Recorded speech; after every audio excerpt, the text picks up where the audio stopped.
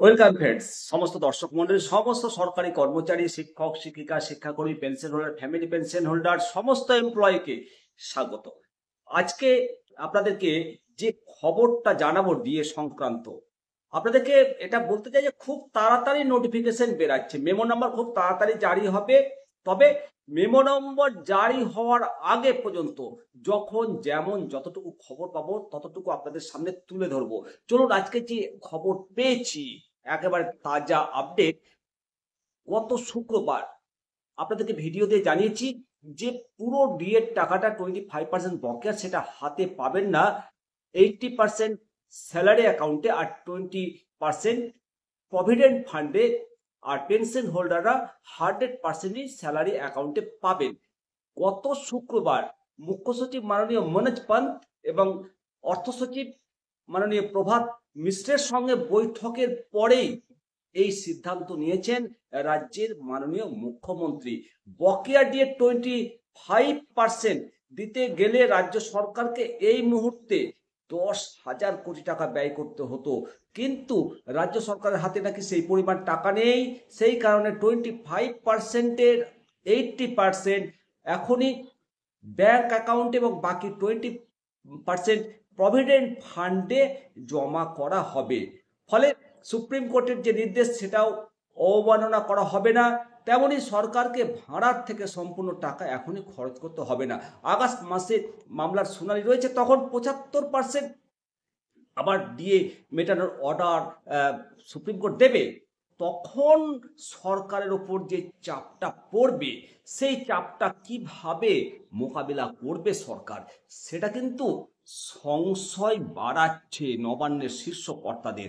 এবং 15 জুনের মধ্যে বকেয়া দিয়ে 25% মিটিয়ে দিতে হবে রাজ্য সরকারকে নির্দেশ দিয়েছে সুপ্রিম কোর্ট। এখনো পর্যন্ত বকেয়া ডিএ নিয়ে সরকার কোনো কথা ঘোষণা করেনি। শীর্ষ আদালতের নির্দেশ মেনে জুন মাসের মধ্যেই বকেয়া ডিএ 25% মিটিয়ে দিতে পদক্ষেপ গ্রহণ করছে রাজ্য সরকার। ইতিমধ্যে রিজার্ভ ব্যাংকের কাছে ঋণপত্র বা ঋণ মিলিয়ে সরকারের কাছে 4,000 কোটি টাকা হাতে এসেছে এবং আরও 4,000 কোটি টাকা ঋণপত্র নেওয়ার জন্য গত বৃহস্পতিবার আবেদন করেছে রাজ্য সরকার। আগামী সপ্তাহে সে আবেদন গ্র্যান্ট হবে বলে আশা করছে অর্থ দপ্তরের কর্মকর্তারা। অর্থ দপ্তরের হিসেব অনুযায়ী সুপ্রিম কোর্টের নির্দেশ অনুসারে 25% 80%, মানে বকেয়া ডিএর 80% ব্যাংক অ্যাকাউন্টে পাঠাতে গেলে 7,500 কোটি টাকার কিছু বেশি টাকা প্রয়োজন। সেই টাকা জোগাড় হয়ে যাবে বলেই আশা করছে অর্থ দপ্তরের কর্তারা। শুক্রবার মুখ্য সচিব এবং অর্থ দপ্তরের কর্মকর্তাদের নিয়ে বৈঠক করেছেন মাননীয় মুখ্যমন্ত্রী, এবং মুখ্যমন্ত্রী জানিয়ে দিয়েছেন যে সামাজিক প্রকল্পে যাতে কোনো প্রভাব না পড়ে সেইভাবে অর্থের সংস্থান করতে হবে। তবে সুপ্রিম কোর্টের কাছে ফের রাজ্য সরকারের যাতে মুখ না পড়ে সেই দিকে নজর রাখতে হবে।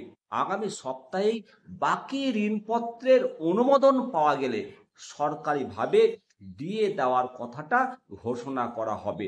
আগস্ট মাসেই সুপ্রিম কোর্টের রায়ে 75% দিয়ে মিটিয়ে দেওয়ার নির্দেশ দিলে অর্থ সংস্থান কিভাবে হবে সেটা কিন্তু প্রশ্ন থেকেই যাচ্ছে এবং অর্থ দপ্তরের কর্তাদেরকে ভাবাচ্ছে। অবশ্যই সমস্ত সরকারি কর্মচারী বন্ধুবান্ধব, সমস্ত মাস্টারমশাই, সমস্ত শিক্ষাকর্মী, সমস্ত পেনশন হোল্ডার, ফ্যামিলি পেনশন হোল্ডারগণ, অবশ্যই আপনাদের মতামত, অমূল্য মতামত কমেন্ট সেকশানে কমেন্ট করবেন। যে খবর সংবাদ মাধ্যমে উঠে এসেছে সেটা আপনাদের সঙ্গে শেয়ার করলাম। আমি শিবরাম সরকার, নিমতিতা দর্শন। অবশ্যই চ্যানেলটিকে সাবস্ক্রাইব করবেন। ভালো থাকুন, সুস্থ থাকুন। পরিশেষে বলি জয় হিন্দ, বন্দে মাতরম, ভারত মাতা কি জয়।